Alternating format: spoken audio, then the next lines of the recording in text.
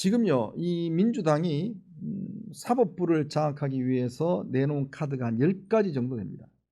10가지. 자, 대법관 증원하겠다. 그다음에 사심제 도입하겠다. 그다음에 이제 영장 청구할 때 이 참여, 일반인들 참여시키겠다. 온갖 지금 법을 한 10가지를 지금 내놨어요.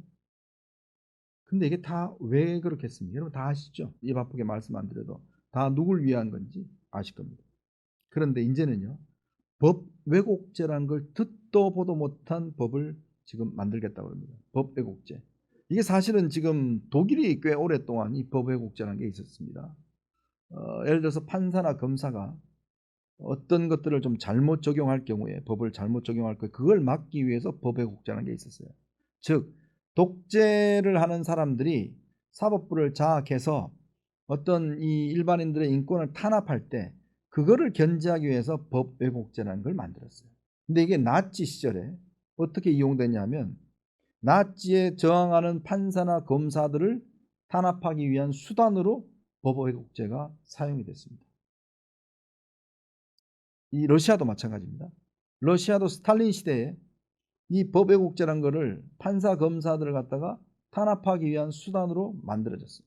자, 그런데 지금 이 법 왜곡죄라는 게 형법입니다. 형법 개정안에 법 왜곡죄를 만들어서 지금 처벌하겠다는 것인데요. 즉 법관이 고의로 뭔가 법 적용이나 판결을 왜곡하거나 부당하게 내릴 경우에 이거를 처벌하겠다는 겁니다. 근데 이게 이제 징역 10년 이하 등등 처벌하겠다는 것인데요. 결국 이게 타겟으로 한 게 바로 이제 지기현 부장판사입니다. 즉 윤석열 전 대통령 지금 내란죄 사건을 하고 있는 지기현 부장판사가 지난번에 이제 구속 기간 그걸 일별로 시간별로 계산해서 문제가 됐죠. 이제 그런 거 처벌하겠다는 거예요. 이 형법에 이제 개정하겠다는 건 형법 339조에 이 조항을 넣어서 적용하겠다는 겁니다.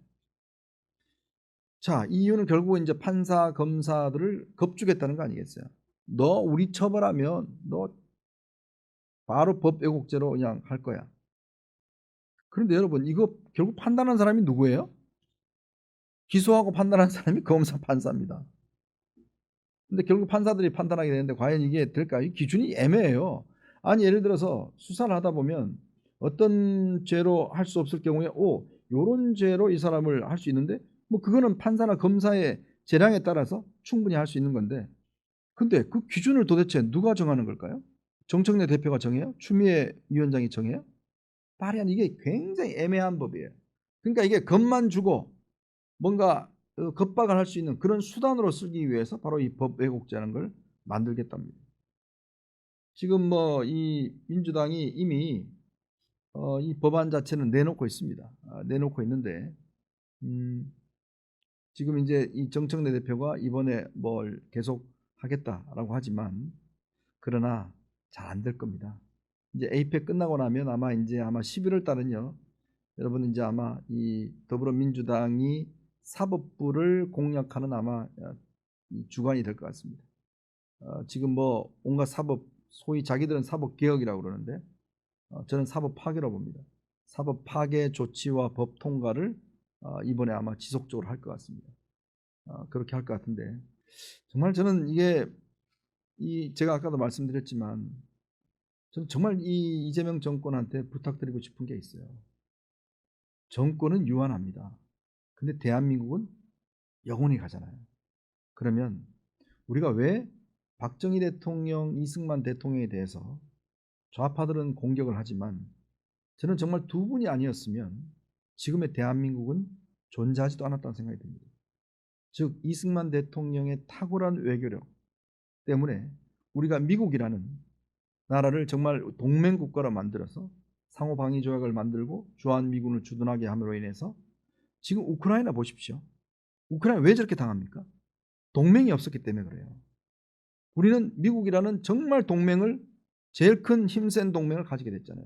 그 영향력 하에, 그 보호하에서 우리가 자유무역의 어떤 혜택을 정말 많이 누렸죠.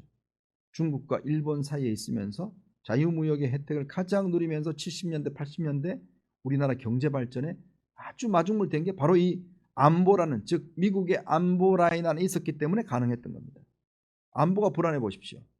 절대 안 됩니다. 지금 보세요. 저 뭐 전쟁 있는 나라들. 이승만 대통령 그걸 만들어셨습니다. 박정희 대통령 뭐 독재를 했다, 탄압을 했다. 물론 일부 그런 부분이 있겠죠. 그러나 박정희 대통령은 지금 우리가 먹고 사는 거, 이 중공업, 그다음 이런 것들을 일으키신 분이에요.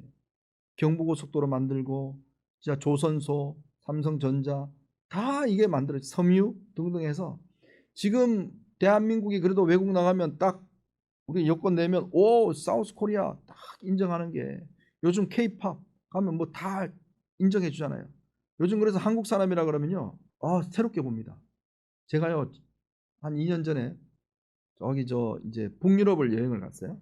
북유럽 여행을 갔더니 이제 가다가 이제 커피를 마시고 싶어서 커피 이제 점에 들어가서 커피를 이제 시켰습니다.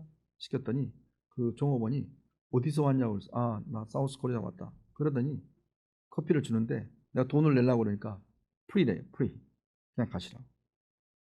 제가 그래서 감동받았어요. 역시 이게, 왜냐하면 이 외국에 나가면요, 유럽 같은 데 가면 조금 동양인들을 깔보는 게 있어요. 근데 제가 딱 한국 사람이라고 그러니까 그 종업원이 그냥 풀이라 그러면서 커피 한 잔을 주더라고요. 야, 역시 이게 대한민국의 힘이다. 근데 그 힘이 어디 있겠습니까? 온 천지 가면 전부 다 삼성 광고, 현대 광고, SK 광고 있잖아요. 이제 그런 힘이에요. 아마 외국 가시면 그런 거 다 느끼실 겁니다. 그런데 그거를 지금 계속 기업들을 못하게 만들고 있고, 심지어는요, 뭐라고 하겠습니까? 지금 민주당이 이 택배 노조하고 해서 추진한 게 뭐냐면 이 심야 택배 배송하는 거, 그거 없애겠다는 거 추진하는 거 아니겠습니까? 요즘 여러분 생각해 보십시오. 저녁에 주문하면 아침에 문 열면 딱 도착해 있잖아요. 근데 뭐 인권 무슨 뭐 이 잠잘 권리 뭐 이런 거 이야기하면서 그걸 지금 없애겠다는 추진하고 있다는 거예요. 그리고 어떻게 하든지 우리 기업들, 요즘요 이 중견기업들은 상속 안 하십니다. 왜냐? 상속세가 너무 많아요. 근데 일본만 하더라도요, 그 기업을 계속 유지할 경우에는 상속세를 굉장히 깎아줍니다. 근데 지금 이재용 회장 상속세가요 60%입니다. 이 상속세 아직 못 갚았어요. 중견기업들은 그래서 대기업 안 되려고 그래요. 더 제한이 있으니까. 그리고 아예 기업을 팔아버리는 분들이 많습니다. 상속세 부담 때문에. 그러니까 이게 기업을 계속 할 경우에 상속세를 대폭적으로 깎아준다든지 이런 식의 조치들이 있어야 되는 거거든요. 그래야 정말 많은 기업가들이 계속 기업을 할 수 있는 거 아니겠습니까? 이렇게 해야 앞으로 되면 대한민국의 이제 기업은 다 국민연금 소속이 됩니다. 지금 아마 한 20년 지나면 제가 예견을 하죠. 대한민국의 모든 대기업은요 다 국민연금 소속. 왜? 상속세 내다 보면 결국은 기업의 소유가 전부 다 국민연금의 소유가 됩니다. 그러면 기업들이 새로운 제품 만들어내겠어요? 죽기 살기로 뭘 하겠습니까? 안 해요. 그러면 거의 사회주의가 되는 겁니다. 그게 제 말이 아니라 많은 전문가들의 견해예요. 이런 식으로 몇 대가 올라가면 기업들은 대부분 다 국민연금 소속이 될 것이다. 그러면 기업들의 성장 동력은 다 끊길 것이다 하는 생각이 듭니다.